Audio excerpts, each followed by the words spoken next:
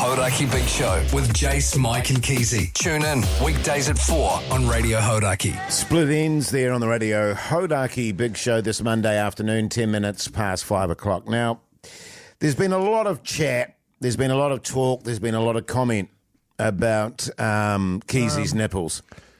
And I know that Keyzie, throughout this entire process, Mogi he's had his ups and downs about it, really. Sometimes he feels okay about it. Other times he goes on a bit of a downward spiral because there's literally been thousands of comments and shares of our videos and stuff and a deep and dense fascination for Keyzie's nipples, I think it's fair to say. And just for people that aren't aware, I was in Speedos at the Black Clash on the national broadcast, and I took my shirt off, and I didn't realise I was going to go this sort of viral with it. You know, what I thought was a fairly standard set of nips.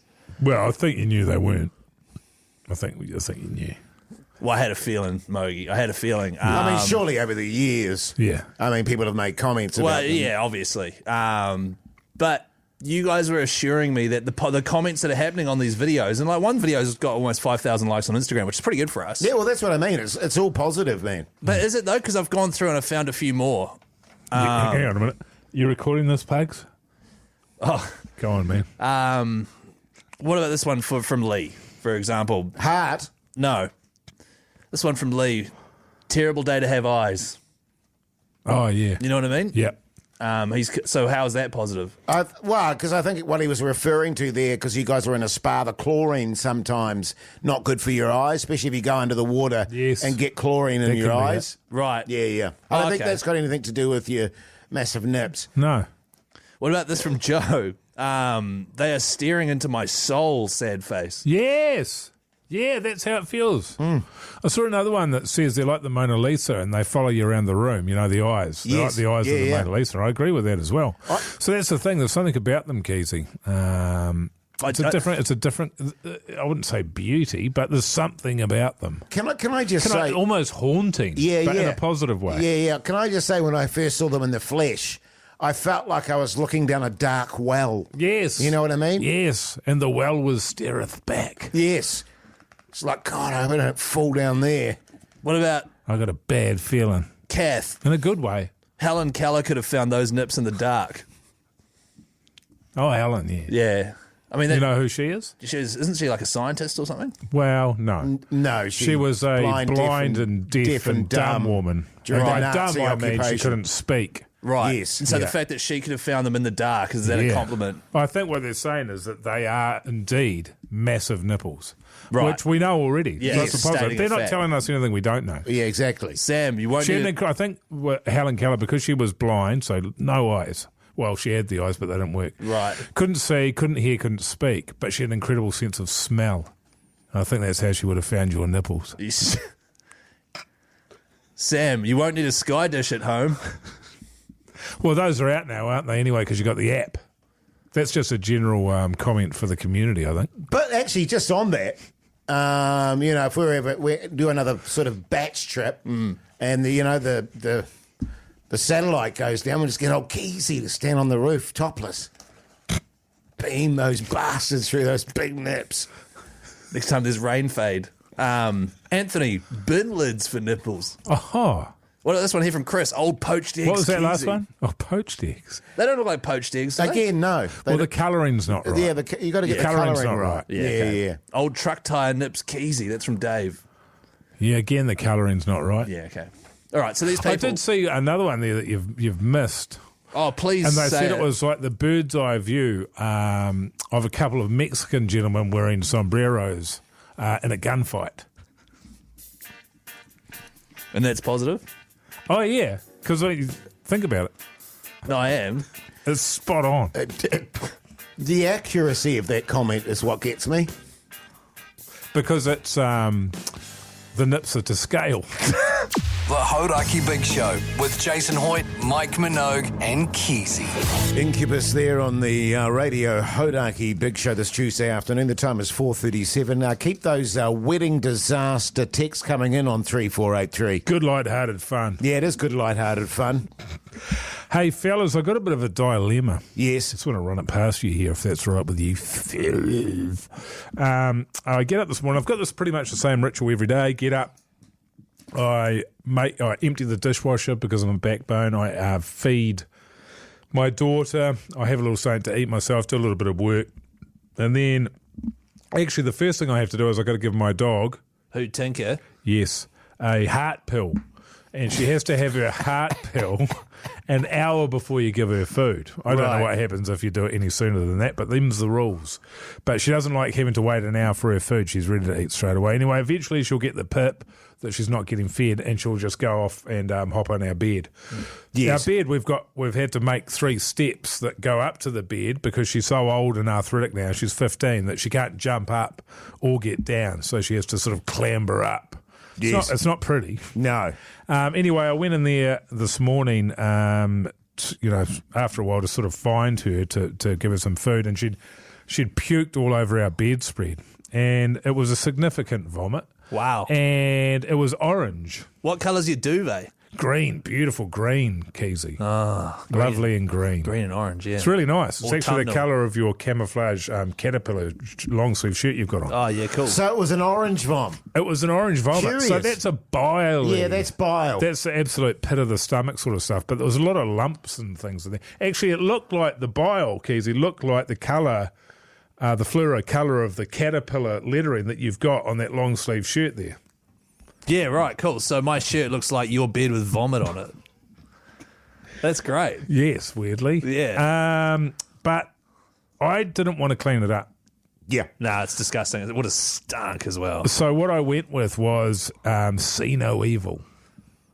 See no evil. Absolutely, man. So even though that was at about 7:15 in the morning, Yeah. I pretended that I haven't seen it, even though I was working from home all day, and I came in here around about 3 or whatever it was. Right. So it was about 8 hours there. It's been sitting on the bed, and what I'm running with is, if I just act like my wife's the first one to see it, Right. Great plan. then she can clean it up. 8 hours. Yeah. 8 hours. You could have washed it, hung it out to dry, and put it back on the bed in 8 hours, no dramas. Yeah, I know. But instead, I got a bit of work done. Went for a walk. Lots of stuff. Yeah, right. Yeah. So anyway, I don't like doing that sort of stuff around the house. So I'm just wondering, what's your method if you had been faced with something similar? Oh, look, hand on heart, I've done the same thing. And can I just be honest with you too, and I think I've told you fellas about this, my first flat, and it was a pigsty. There were just three dudes in it, and we were disgusting. And there was a cat there. I don't even know whose cat it was. Whose cat was it? I don't know, one of the fellas. And this cat, I was like 19, 20. I was lying in bed massively hungover. Oh, I thought you were going to say mess something else. Yeah, right. Massively hungover. And this cat just appeared in my doorway. And you know what? Watching cats vomit, you know what I mean? They do it's the whole body heave. Yeah. And I was too hungover to do anything apart from scream and go, ah! And it did this vomit right in my doorway. That stayed there for days. Yeah. Because I just couldn't handle it. And Gross. Just close the door. Yeah, we just walk around it and stuff. And it wasn't until my auntie came over that I scooped it up. And it was just disgusting. It would have reeked. Yeah, probably. So, Yeah, that's something we would do as well in the flat situation. We'd move furniture. It was out in the lounge, the couch now sits in the middle of the room. yeah, right. Absolutely. That's covering it up. What about you, Keyzie? I would have just cleaned it up. Because I Really? don't. Yeah, I I'll don't. call you next time. No, I'm not cleaning yours up. I'm not saying if I was at your house, I would have cleaned it up for you. It's just that, if it's stinky and it's on my bed, I'd rather clean it and then have it all nice and ready to go for when my wife gets home. Nice little surprise. But just for her. think what a nice surprise it is for me. Like when I get home tonight, it's all cleaned up. But you're going to have to act like you didn't know it happened. Yeah, it's easy. Can you do that? I'm an award-winning actor. I don't know, man. I'm not so sure. It's Belgium! The Hauraki Hauraki Big Show with Jase, Mike and Keyzie. Tune in weekdays at 4 on Radio Hauraki. Simple Minds there on the Radio Hauraki Big Show this, what is it, Wednesday afternoon, the time, 4:38. Certainly is, Jase. Don't forget the voting has officially opened for the Hauraki GOAT, the search for the greatest song of all time. You've got a few weeks to get involved. You get involved by texting the word GOAT to 34883. We'll hit you back with the voting form. This year you get to choose 3 songs to nominate for the GOAT. And this is all brought to you by themeatbox.co.nz, delivering delicious, mouth-watering meat to your door nationwide. Great stuff. Just on that, I was at a wedding over the weekend. Amazing wedding, beautifully done. They had food trucks providing the food. Our wedding was a catering company, but there was also the option, and for some reason I can't get around it. It puts me off the food almost. What's your guys' view on a spit roast? I've never had one. Yeah. But I don't know if I like it or not because I've never, the opportunity's never arisen. Arisen, I think so, yeah. Arisen. What about you, Jace? Do you like a spit roast? I do. And that way of eating is delicious. I've had a pig. Yeah. I've had a whole lamb. And if it's done, the spit roast is done correctly. Yes. Bloody delicious, particularly if you're basting it the whole time over embers there. A lot of work, though. Well, it is a lot of work, but it's not worth for it. you. But it's generally someone else that's doing it, Keyzie. Yeah, that's so right. it's it won't be me doing like I would never do a spit roast. No, I suppose it's about sharing the load, right? Because, I suppose. And it's one thing, too. I think people that eat meat as well should get used to the sight of the whole animal. You know what I mean? I think that's what put me off, because when I was a little kid, I saw a spit roast, and I think it was a pig, and it, freaked me out. I think when you're a kid and you're sort of, you're confronted by a spit roast. Yeah. It can be quite traumatising for sure. Yeah, it absolutely was. But then at the same time, I think it was a lamb. The last one I had a few years back, the last spit roast I had. And it was delicious. And I was like, no, eat it. You like lamb. You're into it. Eat the lamb. I tell you what, you're absolutely on the money there, because the wettest one I ever had was a hippo. Oh. On a spit roast. On a spit roast. Oh, wow. And that bastard was sagging, I tell you what. Very tough hide, but ultimately delicious if it's done right, as I say. Where was that? That was in Kenya. Oh, wow. Yeah. They must have imported it because there's no hippos in Kenya, are there? So that's weird. No, there are. What breed of hippo was it? Yeah. Well, I don't know. It was just a hippo. A hippopotamus? It was a hippopotamus. Yeah. Yeah, right. But no, I'm a big fan of them. Yeah, well, 3483. It's quite labour intensive. No, it is, yeah. Admittedly, and there's probably easier ways to go about it. Some, a bit more meat and potatoes, but... yeah. It's not as long as labour. I'm not doing the heavy. As long as I'm not doing the heavy lifting, I'm keen. Well, if you're doing a spit roast right, you shouldn't be doing any lifting. You should just be twirling. Right. And then when you think about a heavy workload, yes. I mean, talk to me about a hangi then, when you got to dig the big bloody hole there and fill it up with hot rocks and stuff and the cold sacks. I mean, that's hard yakka. Yeah, true. What's your view on a spit roast, New Zealand? 3483. Everyone that texts through in the draw for a $50 night and day voucher. Did you enjoy Kenya?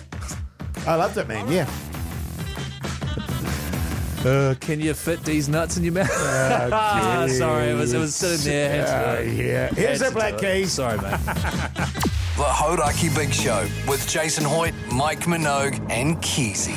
Silverchair there on the Radio Hauraki Big Show this Thursday afternoon. The time is exactly 25 minutes past 4 o'clock. Now, we're talking about, just earlier in the show, what is it? Self-shedding sheep. Yeah. Self-shedding sheep, yeah. Geez, that's quite hard to say. Self-shearing sheep essentially is what it is. Well, the hair just falls out, so they're just a balding sheep. And this is something that we've created down there in the Horowhenua on our farm there, because we don't have time to be able to do all the docking and all of that sort of carry on that's required with sheep that have got a whole lot of wool. They're a pain in the ass. So we're just doing it for the meat. Absolutely. So the hair just falls out of them. And we've got two types. One, the hair falls, the wool falls off, and another one, they've just got hair. Just human-like hair. Wow. Yes, which means you don't have to deal with it at all. How did you get the human-like hair? What did you have to breed with the sheep to... Well, it was just injecting my own DNA into the sheep. How did you inject your DNA There's into a sheep? various ways. Oh, and it was right. actually, I sort of stumbled across it. to be honest with you. Oh, wow. It was like a happy accident. Yeah, happy accident. So you I was accidentally injected your DNA in a sheep? You know when you're doing one thing, Yes, and then all of a sudden you found yourself you've got to win somewhere else. It's like with that one for the big units. Those what's that drug? Ozempic. That was for something completely different, and as it turns out, it works for big units. Can I just say this? And this is totally true. I saw a sheep the other day and I thought, shit, that looks like Mogi. Yeah, that's the thing, man. And so it gets my hair, and once it gets to a certain age, all its hair falls out. And that's part of my DNA. That's my genetic makeup. Okay, yeah. They started off with a receder, and we just accentuated that, and it just falls right off the bus. Oh, of course, because you've got the hair hat. Yeah, I've got the hair. Yeah, exactly. right. Yeah, How many sheep did you have to inject with the DNA to get that happening? Look, to be sure, Keyzie, probably twice as many as we needed to, really. Just to be safe. I just love the science of it, man. Yeah, it's great stuff. Well, I tell you what, a lot of people have texted through on 3483 with some great ideas. Yeah, ways that we can improve animals and genetically modify them to be more efficient. G'day, fellas. What about feeding a pig heaps of pastry so that it poos out sausage rolls? Once again, they don't poo out bacon and meat. You have to kill the pig. No. But what if we genetically modify it so they do? Yeah, Right. that's right. So they do. Now, that is a winner. Yeah, That is a winner. I think they'd be like those little, because I don't know if you guys are aware of pig excrement, but they're No, I've never heard of it. It's just very little. I'm thinking of bunnies. Carry on. Yeah. And well, that's the other thing as well, though. Imagine, and this is like, imagine you get visitors now to farms, to piggeries, I think they call it. Yes. You've got them all cooped up there in the cages, and you can just walk along there. You pay for your entry, and you just have a pig there. It'll just pinch you off. A beautiful saucy roll for $3.50 or something like that. Yeah, nice. And this is the thing about it, Keyzie. Still be warm like it's just come out of the oven. I love a fresh sausage roll. And you could train, somehow breed a chicken or something that vomits up tomato sauce at the end to put that on it. You know what I mean? Yeah. What else have we got there on 3483? Chickens that make scrambled eggs if you just feed them milk. Oh, yeah. Bit of milk. Oh, yeah. Feed them some parsley and stuff. Yeah, well, there's another fella here that's onto a good one. This is something we've been looking at as well, and that's where the eggs come out and they're already hard boiled. So you'd have to have the chicken. Excellent. Yeah. That's good. Yeah, We've been yeah. looking at that as well, and what we do with a chicken coop is we just heat that up to about 180 degrees. I actually go fan bake, I reckon, on that. Beautiful. Well, that's one idea I had was what about chickens that actually stuff themselves? Oh, yeah? So you've always got a roast chook with the stuffing, and they've actually chosen their own stuffing and sort of stuffed it in there. Yeah. And then you don't have to do all that stuffing admin. Just on the chicken, warming up the chickens so that they have hard-boiled eggs. Yeah. You could chuck in a spoonful of curry powder there and come out with a curried egg, which I'm very fond of. Yeah, absolutely, Jase. That's a great idea, brother. What about this one here? We're working on rams that have regenerating genitals. So you just whip it off one day, it's back the next, and you just pack it up as saucies. Oh. Because it's a lot of work making saucies. You know what I mean? Yeah. Your saucy is generally just offcuts of all your meats. Well, that's an offcut, but it's just one offcut. Yeah. The Hauraki Big Show with Jase, Mike and Keyzie. Tune in weekdays at 4 on Radio Hauraki.